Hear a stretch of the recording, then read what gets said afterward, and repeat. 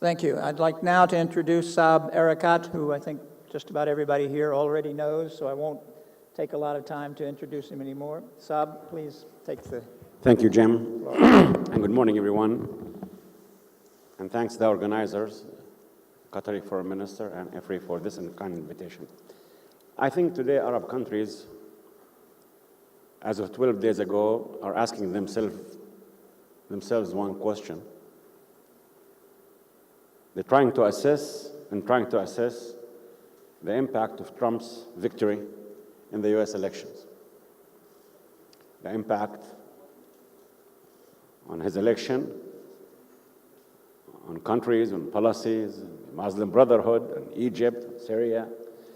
And at the same time, while Trump is forming his administration, I'm sure that his administration will be asking themselves the question of how would our elections impact on Arabs assessing and changing their situations.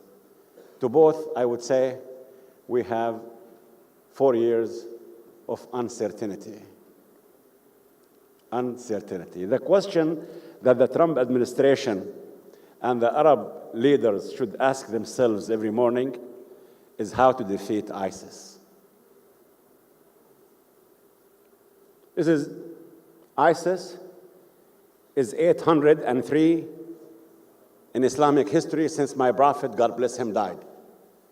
As Muslims, we're supposed to go to mosques to worship God, not to use God. And the minute we go to mosques to use God, we always had bloodshed. And as Arabs, we have tens of thousands of universities, hundreds of thousands of intellectuals, writers, authors. We have acted cowardly in facing such threats in our own households and neighborhoods. And we need to assess the situation very carefully. And to you, Jim, in the US and in Europe, since you did not have developed the techniques to kill ideas with bullets, if you did, please tell me, inform me so I can change my thinking. Ideas cannot be killed with bullets, and ideas cannot be prevented to travel without visas. So today, what do we have, Mr. Hijab? We have in Damascus, Moscow, Washington, Paris, London, Berlin, and they're not in a picnic there. They know that something went down, that Sykes-Picot, and a new map is being formulated, whether we like it or not, as Arabs. To defeat ISIS, back to the question, 2 things are needed. Number 1 is to look at the real threat to us as Arabs today. It's demography. 55% of Arabs are less than 20 years of age. No Arab leader, no Arab thinker can compete with this thug called Abu Bakr al-Baghdadi. This man is promising our desperate youths, unemployed, 70 virgins and castles in heaven and so on. And in Palestine, we have 26% unemployment rate. We cannot even promise a 1-bedroom apartment and a job. We cannot compete. So we need to revisit our educational systems, maybe from kindergarten. Why do we teach our children to die for Allah? Our Quran says we should teach our children how to live for Allah. We should revisit our education, our economies, our structures, accountability, transparency, women's rights, human rights, the rules of law, without waiting for you to tell us what to do or assessing the situation. Because what's going on in the Arab world, and mark my words very carefully, is exactly what Europe went through in March 15th, 1848, when Chancellor Metternich had to flee his palace. After 3 weeks of peaceful demonstrations in Vienna, it took Europe a Bismarck, a Berlin Conference, a World I, a World II, and now Britain is leaving, not leaving. The dust has not settled down. Arabs are going through a major transformations today. It will take us, depending on what we do, 2, 3, 4, 5, 6 decades of bloodshed, and no one is immune. But the answers are very clear. The answers are very clear. The world has changed on us. Today, in each household in the Arab world, there are 6 to 7 chief editors. Our wives, our children, our grandchildren are on their Facebook and their Twitter. They're connecting worldwide. They're seeing everything. Our children and our youth and our students cannot see with the eyes of their rulers, listen through their ears, and speak through their tongues anymore.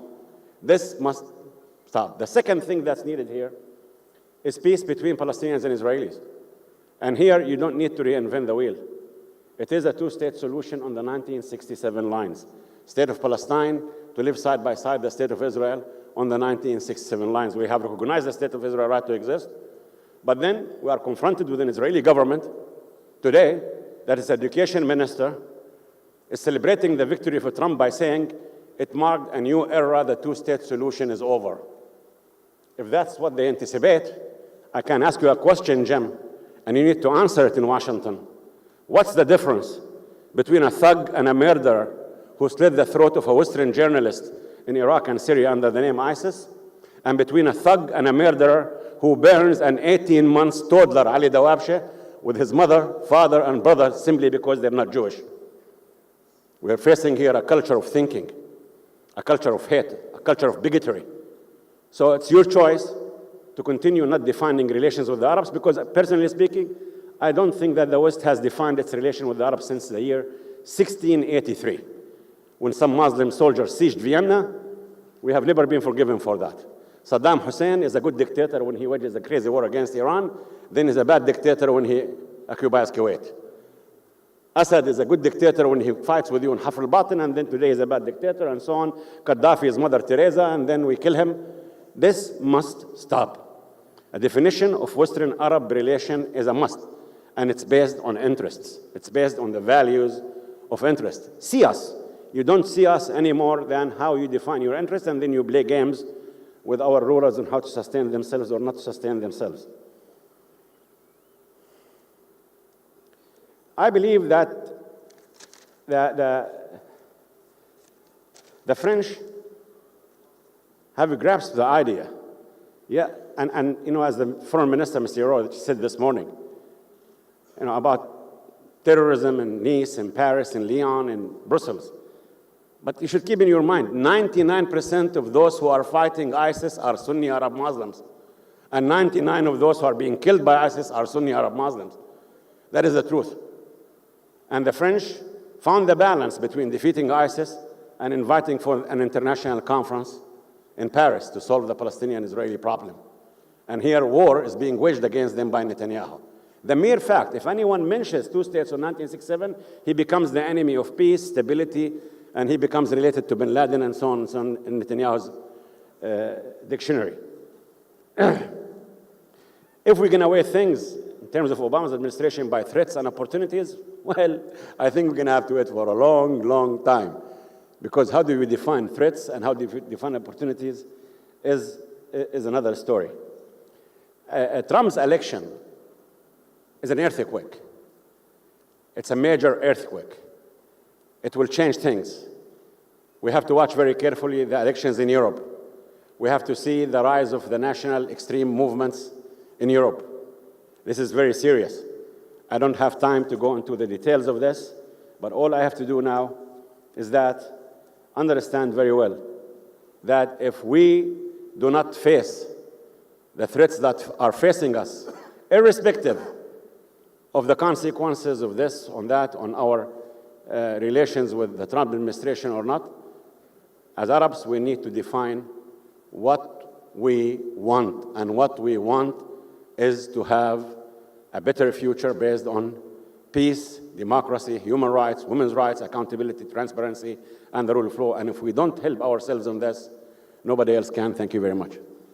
Thank you for that very sobering statement, which is deserving of great attention, I think. There have been forces in Israel for a long time that have been against the two-state solution. More recently, it is Palestinian moderates who are saying there's no longer a hope for a two-state solution, and you danced on the edge of saying that. If there's no two-state solution, what is the alternative? What is the future? Well, Jim, Israel is a country with 3,000 fighting planes, 5,000 tanks, nuclear weapons. If it's my word against theirs, in the Congress and the Senate, I stand dead. I don't stand a chance. And who said life is about fairness and justice? But having said all of this, Israel has three options. One is my option, and the only option is a two-state solution. Live and let live. Secondly, there are those in my people who are saying one-state solution. There is no thing as a one-state solution. A solution, by definition, requires two parties. Israel will never be a party to a one-state solution, democratic, secular state where Jews, Muslims, and Christians. We offered this 40, 50 years ago. The third option is what Netanyahu is trying to institutionalize now, is what I call one state, two systems. Apartheid. And this, nobody will have the stomach for it. I believe that I did not wake up one morning and felt my conscience aching for the suffering of Israelis, that I recognized them and I sit with them. And neither did they. This is a need. I can promise you, Jim, Jews, after 5,700 years, are not going to convert to Christianity and Islam and become Palestinians, and Palestinian Christians and Muslims will not convert to Judaism and become Israelis. Today, as I speak to you, from the River Jordan to the Mediterranean, 50.9% of the population are non-Jews. 49.1% are Jews. What are they going to do with me? So the only option is the two-state solution. So the Republican administration headed by President George W. Bush and Republicans headed by Obama have said both that two-state solution in 1967 is a national American interest. Let's translate this into reality and stop treating Israel as a country above the laws of man, and stop your dealing with the Arabs in the way of undefined relations. This is the combination for a future, stable Middle East.